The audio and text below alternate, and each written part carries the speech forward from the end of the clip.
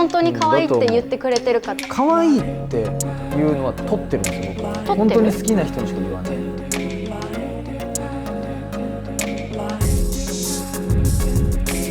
気持ちが伝わらないと何も動かないので、言える相手っていうのはいい関係性。それでは後編スタートです。まだ前編チェックしていない方は前編をご覧になってからぜひこちらの動画をご覧ください。胸にロープがあって君に引き寄せられる感じ。一緒だけど。もういい。俺だけ違う感性でいたかった。いやいや。どこの電車のホームかもあれだし、なんでだよ。どっからの友達かも大事だよね。ビビの読者から募った恋のお悩みについてこの3人で一緒に考えていこうと思います。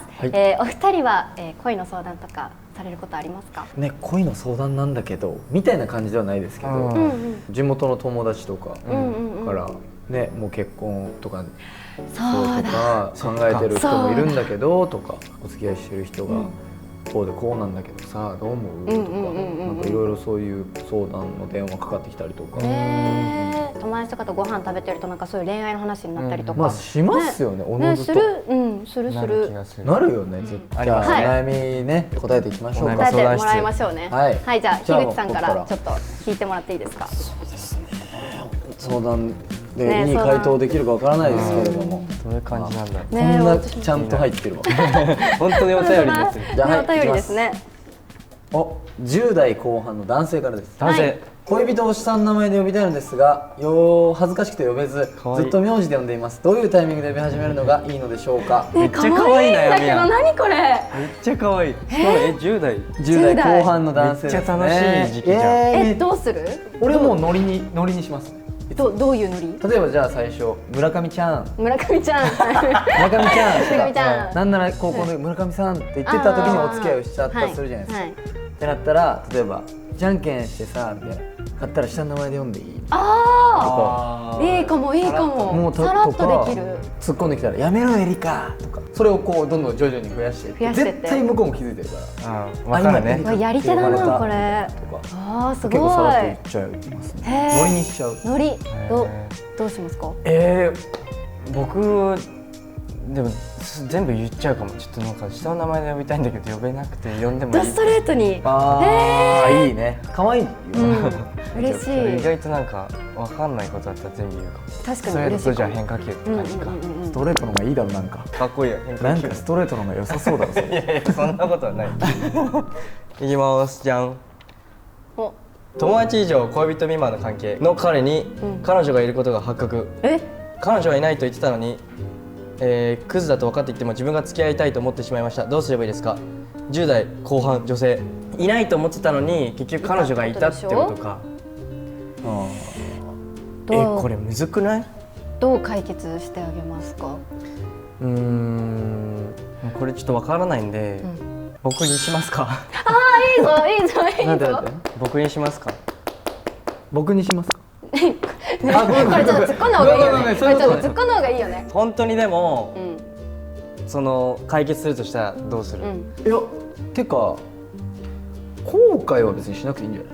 だってまあね好きなんでしょ。すごいいい経験にはなってる。もうこういう人には多分引っかからないだろうし、それをまあ引っかかったと捉えるのか、それもなんか自分のマインド次第だと思う。そうだね。でも自分がこれ分かってても付き合いたいって思ってるから、でもなんかそれって絶対に未来いいことないからやめとけって私は思っちゃうかも。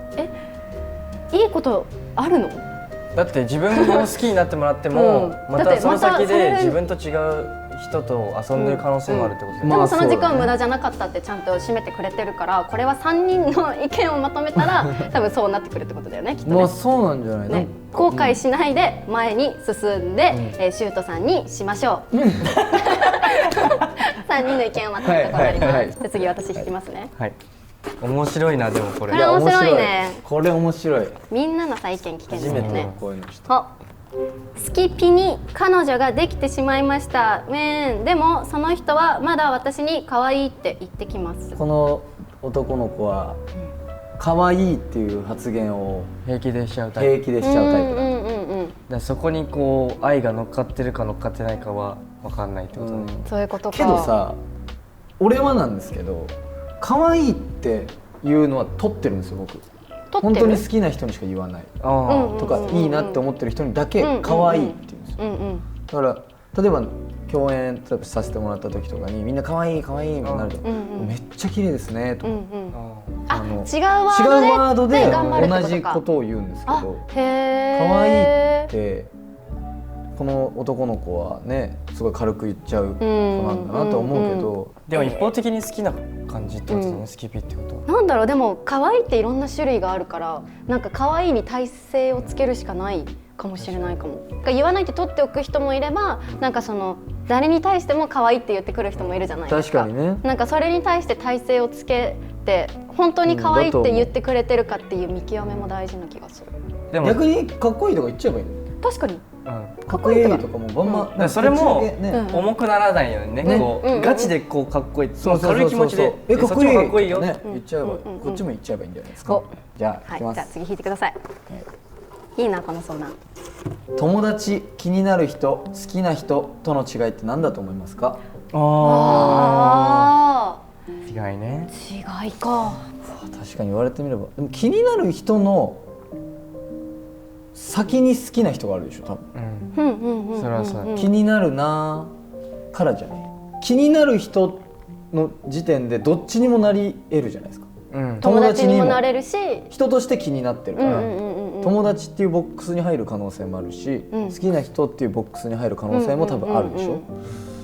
だったら順序的に気になる人、友達、好きな人じゃない？どっちかに行くっていうことか。そっちか。俺はそっちなの。同じですか？まあ友達は友達か。でその中で例えば気になる人がいる。